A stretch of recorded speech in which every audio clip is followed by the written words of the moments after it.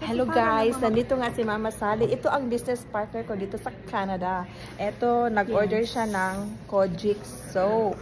Kojic soap. Ayan. Look, yan ang epekto ng Kojic soap sa akin, guys. Hindi totoo yan. Kaya nga gusto ko to. Kasi medyo hinahihin na sasanayan. Oo.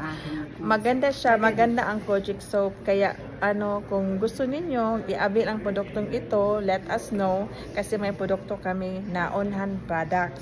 Kaya napakaganda talaga ang negosyong ito dahil pwede kang mag-retail, mag-wholesale, mag-community selling, mag-dropshipping.